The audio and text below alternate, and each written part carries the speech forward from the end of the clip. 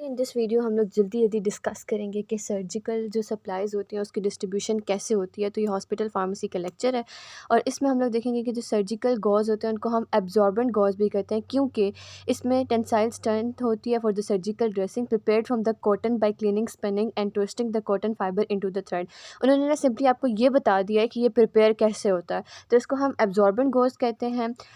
मतलब इसमें अब ये क्वालिटी होंगी कि वो एब्जॉर्ब कर लेगा। Thread is then woven into the open mesh cloth and that is grey in appearance and non-absorbent. When bleach give the white in appearance. अब जब उसको हम ब्लीच करते हैं, पहले वो जो मटेरियल होता है ना, वो हमारे पास कैसा मटेरियल होता है कि वो एब्जॉर्बेंट नहीं होता और ग्रे कलर का होता है, बट जब हम उसको ब्लीच करते हैं तो वो एब्जॉर्बेंट भी बन जाता है और उसका कलर भी चेंज होकर वाइट हो जाता है।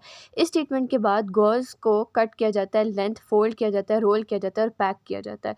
उसके बाद गॉज़ को क्लासीफाई किया जाता है of its mesh number, number of thread पर इंच। हम लोग क्या करते हैं कि 1 इंच के अंदर देख लेते हैं कि कितने थ्रेड्स उसके अंदर हैं, उसकी बेस पे हम उसको क्लासीफाई करते हैं।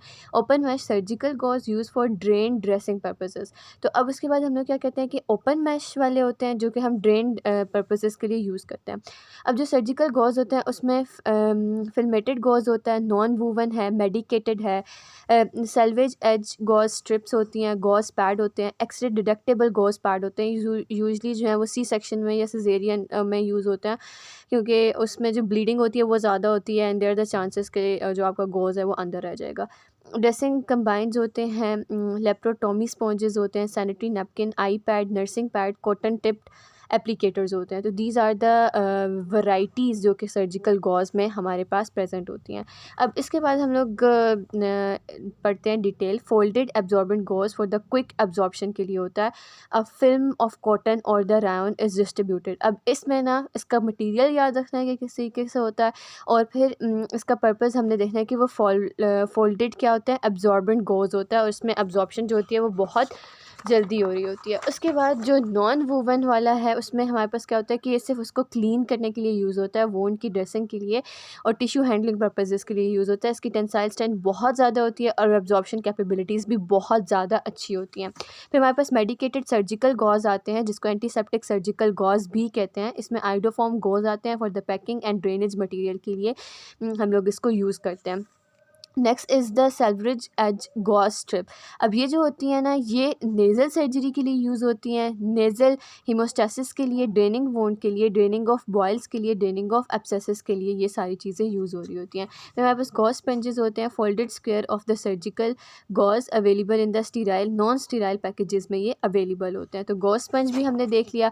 उसके बाद एक्सरे डिडक्टेबल होते हैं, इसको हम बैरियम सल्फेट के साथ ट्रीट करते हैं। इसमें non abrasive vinyl plastic monofilament that can be detected by the x ray. अब एक्सरे के डिटेक्ट करने के लिए ये हमारे पास जो होता है ना, ये मटेरियल प्रेजेंट होता है। अब इसमें ड्रेसिंग में क्या होता है कि एब्जॉर्ब करती है large quantity of the fluid और उसके बाद प्रोटेक्शन और वार्मथ भी प्रोवाइड करी होती है। ड्रेसिंग कंबाइंस में आ जाता है। उसके बाद लेप्रोटॉपी जो होती है ना, वो एब्डोमिनल पैक होते हैं और गोज मॉप्स वगैरह होते हैं जो इसमें इंक्लूड आते हैं।